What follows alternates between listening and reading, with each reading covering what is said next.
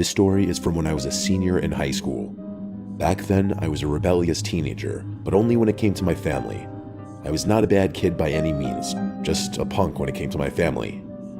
I had a loving family, but I was that kid who was too cool to spend time with them. They always expected me to entertain my little brother Jake, who was only 10 years old at the time of the story.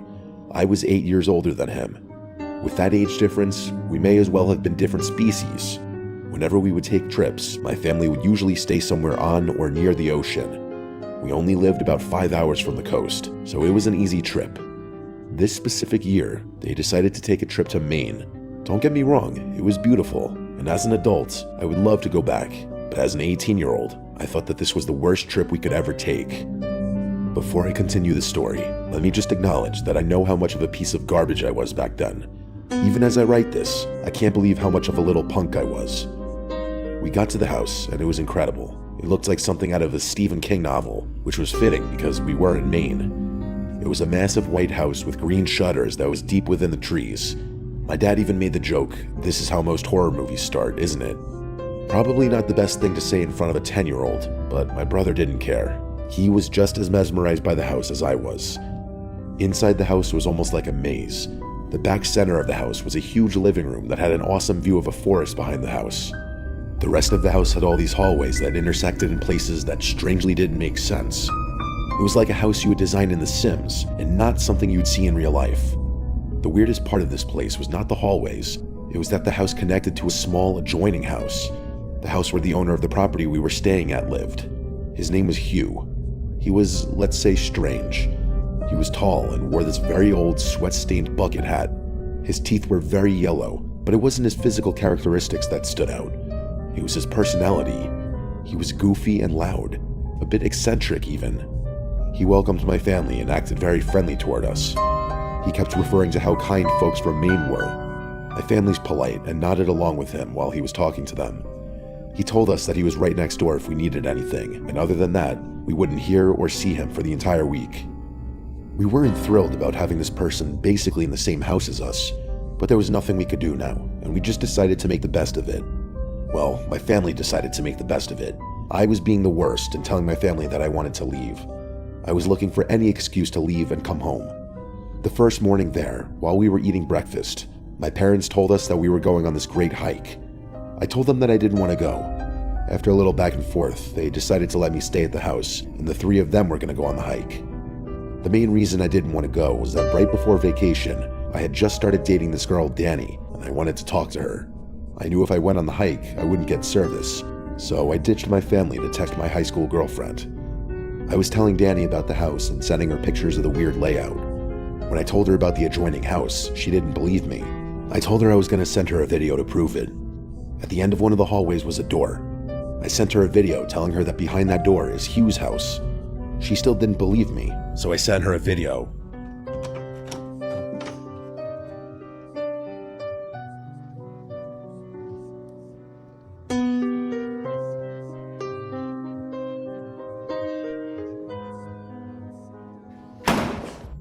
I went to open the door, assuming it would be locked, and it wasn't. The worst part of this was that the door to Hugh's was right next to the door to my bedroom. This guy's unlocked door that was right next to where I would be sleeping. I didn't love that. I ended up walking inside Hugh's house while on FaceTime with Danny. It was just a normal little house. The room I was in had a TV and a couch, nothing spectacular. I heard a door shut from somewhere in the house, and I panicked and ran back to our side of the house. A few minutes later, Hugh was knocking at the door. He was still cheerful and goofy and asked why I was recording videos of his house. I tried lying and telling him that I was just lost, but he didn't believe me. He also didn't seem that mad. He told me that he had cameras in his house and he got alerted to one of the doors opening. When he checked it, he had me on video flashing my phone all over the room. I just told him the truth after that, and he laughed. He made some weird comment about how nobody in Maine locks their doors. I laughed awkwardly and said I had to go. He left, and you better believe I locked the door. Maybe people in Maine don't lock their doors, but where I'm from, you lock the doors and check twice. Danny told me that she didn't trust this guy and that I needed to protect myself just in case. I carried a large wooden chair over to the door and basically propped it against the door as a makeshift lock. When my family came back, I told them about the weird interaction with Hugh, but they were more angry with me that I went into his house. They were right, but I still yelled at them anyway. My parents had only been back for maybe 30 or 40 minutes and told me to get ready because we were going out for dinner. Again, I protested and said I wasn't leaving. My parents were still a little upset about the Hugh thing, so they didn't bother fighting with me. They told me that they would bring food home for me. Not long after they were gone, the sun went down. I looked out the windows and it was pitch black, like no light at all. A couple of hours later, I was sitting on the couch texting Danny when I heard a loud crash. I sprang up right away. It sounded like it came from the end of the hall where Hugh's door was locked. I started putting pieces together in my head, and I concluded that the sound very well could have been the sound of the big wooden chair being knocked over. My first thought was that Hugh was trying to get in. I snuck over to the hallway, wanting to catch this creep in the act. It was too dark to see at the end of the hall. I flipped the light switch, and the chair was knocked over, and on the ground next to the chair was a backpack that wasn't mine. I ran to the screened-in front porch, locked the door that led to the inside of the house, and made sure the screen door to the outside was locked. I know it's not exactly a fortress, but it would at least give me time to make a move if I needed to. I sat in the fetal position on the ground under a patio table. I didn't know what to do, and of course, I left my phone in the living room where I was texting Danny. I heard footsteps coming from inside the house. Not erratic movements, just normal walking. I don't know exactly how long had passed, but it was at least several minutes when I saw the headlight of my dad's van pulling in. I got up, ran outside, and told them to stay in the car. My parents were confused because I was speaking incoherently about what happened. That's when Hugh came over, and I just about fell on the ground. He leaned over to my dad and said he needed to talk to him in private. I tried pulling my dad back, but he basically just dismissed me. I could tell by Hugh's body language that something was wrong. He wasn't being gleeful and silly anymore. He looked like he had seen a ghost. My dad shook Hugh's hand, turned to me, and told me to get into the van. He said that we needed to go somewhere quickly. My little brother was confused, and I could tell my dad was freaked out. My dad drove away from the house and to the grocery store parking lot about a mile down the road. Just minutes later, we saw several police cars drive by the parking lot. We all started yelling at my dad to tell us what was going on, and he was honest with us and told us everything. Hugh also heard the loud noise. He got an alert that his camera had been set off. The chair that I was using as a lock must have had enough of an impact on the door when it was knocked over that it registered movement on Hugh's camera. He assumed I was trying to get inside his house again. He thought that maybe I was trying to pull some kind of high school prank. He checked the cameras and didn't see anything. He said he had a gut feeling that something was wrong, so he decided to invade our privacy and check the camera that he had in the hallway of the house we were staying in. It was too dark to see anything until I turned the light on. He still only saw the knocked over chair and the backpack, which he thought could be mine. Just as he was about to turn the camera off, he saw a tall, bald man come out of the bedroom I was staying in. A man he knew wasn't my dad and wasn't me. The man grabbed the backpack and went back into the room. Hugh ran outside immediately to help me and noticed that's right when I had locked the screen door and ducked down. He was smart enough to assume that I probably wouldn't have believed him, and he was right. I wouldn't have. Instead, Hugh hid in the front yard with a clear vantage point of the house, just in case this intruder tried anything. He didn't want to sneak in through the adjoining house and potentially alert the intruder, because he thought that might put me in danger. As soon as my family returned, he told my dad everything, and that's why we ran off. We were only in the parking lot for a few minutes when Hugh called and said that the police chased the man into the woods and they hadn't caught him yet. He told us to remain there and that he would grab all our things and bring them to us. We stayed at a hotel that night and drove home the next morning. If I hadn't acted like a spoiled kid and stayed at the house, all this could have played out much differently. It could have been a lot worse. A few months later, my dad reached out to Hugh and asked him if they ever caught the guy. They never did. Even with all Hugh's cameras around the property, they still didn't know how he got in or even what his intentions were. He could have just been a homeless man looking for shelter. At least that's what I told myself back then so I could sleep at night. Sometimes the scariest things that happen to us aren't always face-to-face interactions. Sometimes it's just people hiding in plain sight.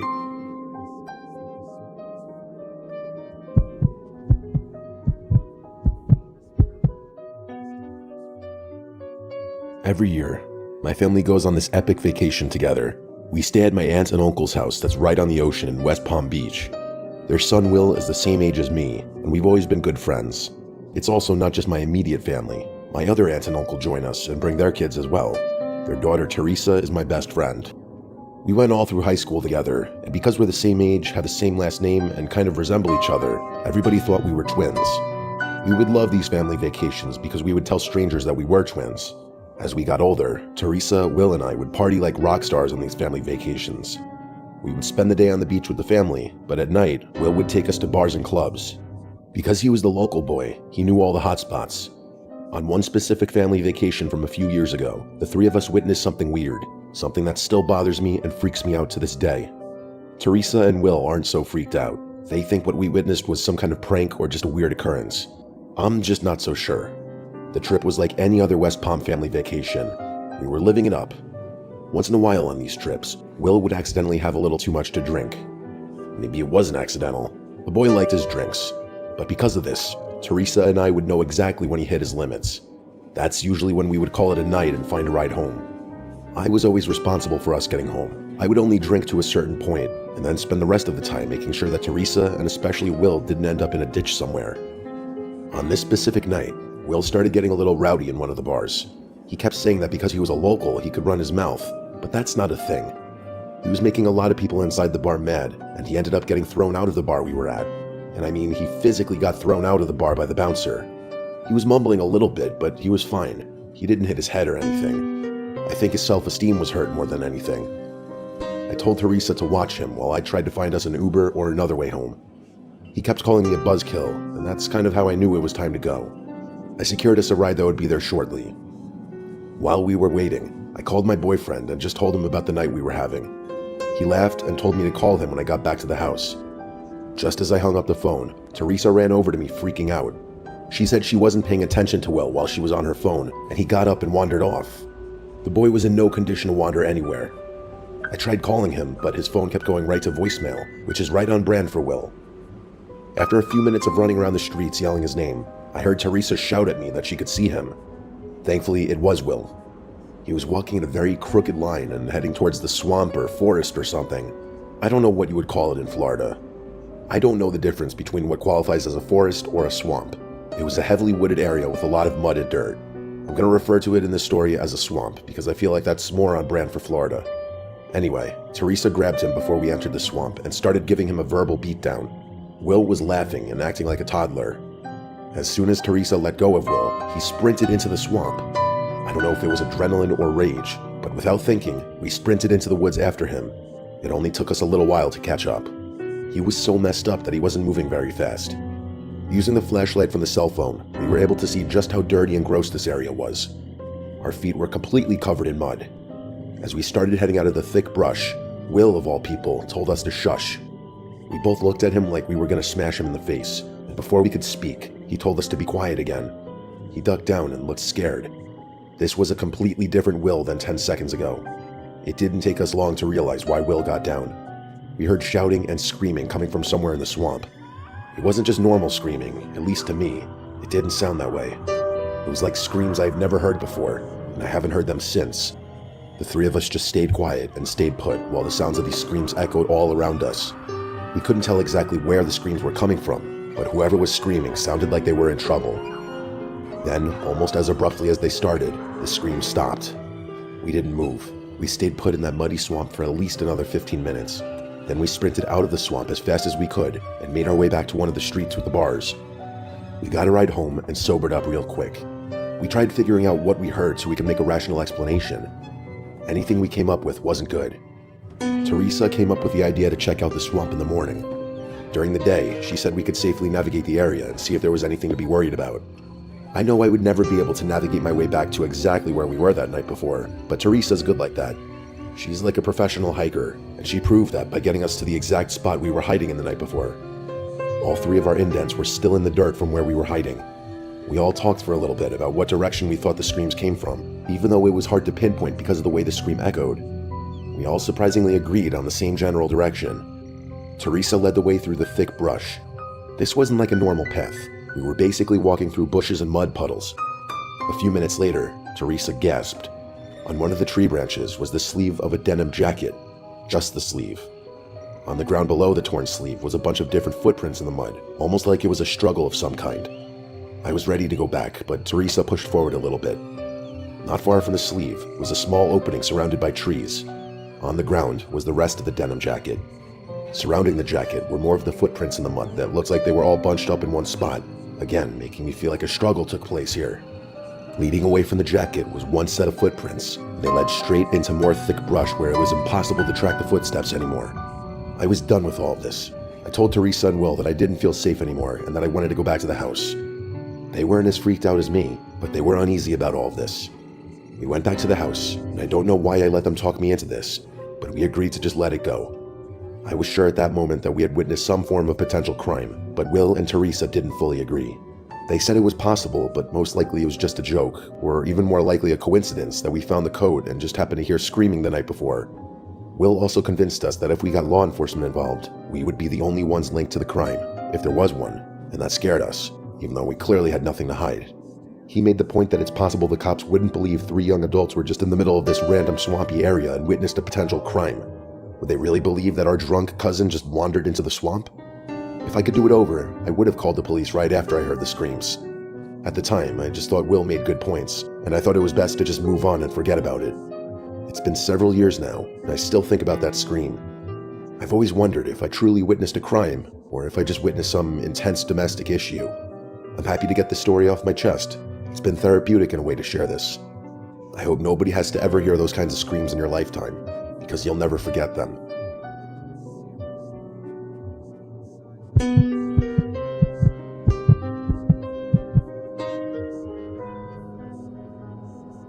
This story I'm about to tell you happened to my girlfriend and I last summer. It was the first time we were able to travel together as a couple, and we were excited about it. She came with me one time on a family vacation, but that's not the same as being alone together, so this felt like a memorable and important next step. The trip ended up being memorable, but not for the right reasons. Not that anyone will ever find out who we are, but just in case, for privacy's sake, I'm gonna refer to my girlfriend as Vanessa in this story. One important detail I need to point out in the very beginning is that Vanessa loves to remind me that I'm way too nice and generous when it comes to meeting people. She claims there's a difference between just being nice like a normal person and being like my version of nice, which is apparently treating every new person I meet like they're my best friend. Those are her words, not mine. I'm an overly friendly guy, and that's gotten me into trouble many times in my life, but only once did it almost cost me dearly. This story starts on the way down to Ocean City, Maryland. It's a fun little tourist town. It's basically just a large coastal town with a ton of condos, hotels, and restaurants, and it's all right on the ocean for the most part. I used to travel there with my family when I was a kid, and this was the first time I visited as an adult. When we were about 20 minutes away from the condo we would be staying at, I decided to pull over at a gas station and fill up the tank, as well as grab a few drinks. While I was inside, a guy who later introduced himself to me as Henry bumped into me. He turned around and started apologizing like crazy. I put my hands up and assured him that it was completely fine and probably my fault anyway. Henry was a good-looking guy. He was wearing a pink and black button-up shirt, and it was mostly unbuttoned. He had kind eyes, and he made direct eye contact while we were talking. He was probably in his late 20s if I had to guess, but I don't know for sure. We talked for a minute or two while we were in line, and I told him that we were headed to Ocean City. He lit up and told me that he and his girl were also heading to Ocean City. I got excited and told him the name of the condo that we were staying at, and he smiled and said he thinks he knows where that condo is, and he's pretty sure that they're located right near us. I was excited for this genuine interaction. I get excited meeting people and making friends. One of my weaknesses is not being able to see the flaws in people. I think it's a strength, but Vanessa thinks it's a weakness, even though she loves that about me. Henry asked me to exchange numbers, and I did without hesitation. I told him that I'd give him a call sometime during the week, and we could link up at the beach or maybe grab dinner one night. We gave each other a bro hug and went our separate ways. When I got back in the car, Vanessa knew right away that I must have made a new friend because of the way I was acting. I told her the story, and she just rolled her eyes. We got to the condo that afternoon and just had a relaxing evening in the room that night. Our room was on the 5th floor, and it overlooked the ocean. We sat on the balcony and admired the view until we went to bed. The next day, we went down to the beach early. We're both early risers, so getting up early is no issue. We set up our chairs a little after 7 in the morning and drank our coffee on the beach. A few hours later, I heard someone shout my name from behind me. I turned around, and Henry was waving at me with a woman following him. She was not like Henry. He was mirroring a lot of my mannerisms and energy, and she looked miserable. She was pale, most of her face was covered by these huge sunglasses, and the rest was shaded by a huge sun hat. She was also wearing leggings and a button-up long-sleeve shirt. She was also carrying this large tote bag that looked empty. This was a woman who did not like the sun. She didn't say much. Henry introduced her as his woman friend, Sarah, and she just waved and gave an unenthusiastic smile. She was the opposite of the Henry I met the day before. After an awkward introduction, Henry asked if they could join us, and of course, we agreed. The more the merrier was always my motto. They didn't have chairs or beach gear. Henry just plopped himself in the sand while his woman friend stood there. I got up and offered her my chair, and she was hesitant for a second, but then took the seat. While we were sitting there, Henry told us they were staying in the building that was directly next to ours. My mind was blown. I couldn't even believe the odds of that happening. That was a major red flag for Vanessa, but not for me. We hung out for another hour or so, and then went back to the room. Before we left, Henry kept asking if we could all go out tonight for a drink, but I could tell Vanessa didn't want to, so I just told him I'd call him if we decided to go out. When we got back to the room, Vanessa started to tell me about all her concerns. She said that Henry seemed fake and that he was giving her major creep vibes. She also said that Sarah was one of the rudest humans she'd ever met. She complained about the sun the entire time. She also made a great point and said that she doesn't know anyone who comes to a beach town and hates the beach, and then yet goes down to the beach without bringing a chair, a towel, an umbrella, or anything. I told her she made great points and that I wouldn't call Henry the rest of the trip. The last thing I wanted was to ruin Vanessa's vacation. That night, I was sitting on the balcony smoking a cigar, even though that wasn't allowed. It was late, but I'm not sure of the time. I was looking down on the beach, and I swore I could see Sarah down there walking alone. I mean, she had the big tote bag, the big hat, and the same outfit from earlier. I was just too far away to be sure. I went back inside and got ready to call it a night. Vanessa was already in bed. I went to make sure the door was locked, and I thought I could hear someone talking coming from outside the door. This alone wouldn't be concerning, as there are several condos on the floor, but the talking sounded like it was coming from right outside my condo. I tried to listen, but it just sounded like incoherent mumbling. I got close to the door to check it was locked, and before I could grab the doorknob, I noticed it shook, as if someone was trying to open it from the other side. Instead of running or freaking out, I just politely shouted that they had the wrong room. I heard the sound of footsteps running away after I said that. I had just assumed that maybe somebody had mistakenly tried to get into the wrong room. After all, accidents happen. I stayed awake a little longer just to make sure I didn't have another surprise guest. Nobody else came to the door, and I went to sleep. The next day, the same thing happened. Henry and Sarah seemingly came out of nowhere and joined us on the beach. They were wearing the same clothes again. Normally, that wouldn't be weird on the beach if you were wearing a bathing suit or something, but Henry and Sarah were not wearing bathing suits. He was still wearing the same outfit I saw him wearing at the gas station, and she was wearing the same outfit as the day before. We didn't spend a lot of time at the beach on this day. I could tell Vanessa was all done with these two. I politely told Henry that her and I were going to go back to the room for a while and then have a romantic dinner out. I told him that I'd text him if we were down to grab a drink later. He seemed overly excited for some reason and let us go. While we were getting ready to go out, I looked out the balcony and I saw Sarah standing on the ground where the beach meets the patio of the condo building. She wasn't facing the building, she was facing the ocean. It was weird that she was in front of our building and not where they were supposedly staying. But the weirdest thing was that Henry was nowhere to be found. She was by herself. I watched her for a little while, which made me feel like a creep. A few minutes went by, and Henry emerged from what looked like the bottom of our building. I watched him go over to Sarah. He started waving his hands around and then stormed off in the opposite direction from where they were staying. Sarah waited a few seconds and then followed him. That whole interaction felt weird, but who am I to judge? Once Vanessa was ready, we left the condo and went out to eat. While we were out, my phone kept ringing. It was Henry. I didn't answer it. After dinner, we started walking back to the condo since we were only a few blocks away. Henry called again. Vanessa told me to just text him back and tell him we're going to bed so he stops calling. So I texted him and said that we were walking back from dinner and that we were going to bed early. Immediately, my phone started ringing. It was Henry. I didn't answer. He finally sent a message that said, "Hey buddy, let's meet for a drink before you get back. It's too early to go to bed." Vanessa rolled her eyes, and even I was getting annoyed now. I responded with another text that said, "Thanks for the offer, but we're going to bed. We're already about to be at the condo." Then I got the weirdest text of all, a text that may have had some other implications. All it said was, "Don't go to your room yet." We both stopped and contemplated the text while standing in the parking lot of the condo. Henry was strange, but was he capable of something malicious? Vanessa thought so. We got to the room a few minutes later and noticed that the door was slightly open. I know for a fact that I did not leave the door open. Vanessa started to panic and she waited in the hall. I slowly entered the room and was relieved everything looked how we left it, at least at first. Then I started noticing things that weren't how we left them. The balcony door was open, but nobody was out there. In the bedroom, both of our suitcases were completely ransacked, and the only thing missing was a pair of Jordans I brought, Vanessa's bathing suit, and a picture of us that we had printed out and left on the dresser in the bedroom. We called the police and told them that we thought it might be Henry and Sarah who broke into our room, but those were almost for sure fake names. The condo next door had no record of a Henry staying there, and the only Sarah in the building was not that Sarah. When they tried to track the phone, it was no longer in service. The local police told us that it's not something that happens a lot in that town, but occasionally, some people will try to rob tourists. We were just some of the unlucky people who were chosen, I guess. The only thing I took from this experience is that I really need to be more careful about who I trust. And if anyone out there visits Ocean City, Maryland, just be careful because somewhere out there, Henry and Sarah are still lurking.